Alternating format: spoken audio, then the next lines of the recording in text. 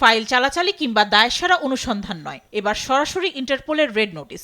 ছাত্র জনতার অভ্যুত্থানের পর ক্ষমতাচ্যুত সাবেক প্রধানমন্ত্রী শেখ হাসিনা তার সন্তান ও পরিবারের সদস্যদের একযোগে বৈশ্বিক কাঠগড়ায় দাঁড় করানোর এই উদ্যোগ বাংলাদেশের দুর্নীতি দমনের ইতিহাসে একেবারেই প্রথম। গত এক বছরে প্রভাবশালী যে 10 জনের বিরুদ্ধে রেড নোটিশ জারির জন্য পুলিশের কাছে চিঠি গেছে, তার ভেতর শেখ হাসিনা ছাড়াও আছেন সজীব ওয়াজেদ জয়, সাইমা ওয়াজেদ পুতুল, সাবেক ভূমিমন্ত্রী সাইফুজ্জামান জাবেদ, সাবেক আইজিপি বেনজির আহমেদ এবং ব্যবসায়ী এস আলমের মতো হাই প্রোফাইল নামগুলো। সংস্থাটি বলছে, কেবল অপরাধের তদন্তই নয়, রাজনৈতিক ও প্রশাসনিক প্রভাবের বলয় ভাঙতেই দুদকের এই নজিরবিহীন কঠোর অবস্থান।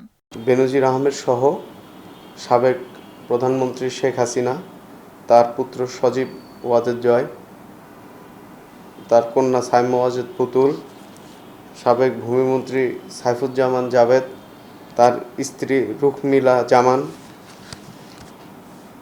সহ সাইফুল আলম, তার 2 ভাই এবং স্ত্রী, মোট 10 জনের নামে রেড নোটিশের আবেদন দুদক পাঠিয়েছে।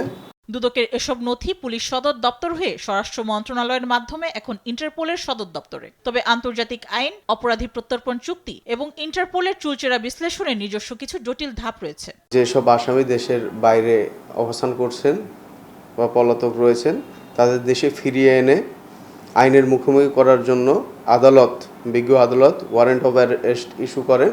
সেই ভিত্তিতে আমরা এসব রেড নোটিশ জারির জন্য আবেদন প্রেরণ করি। আমলাতান্ত্রিক জটিলতা আর ইন্টারপোলের দীর্ঘ প্রক্রিয়া পেরিয়ে কবে নাগাদ দেশে ফিরিয়ে আনা সম্ভব হবে, সেটিই সবচেয়ে বড় প্রশ্ন।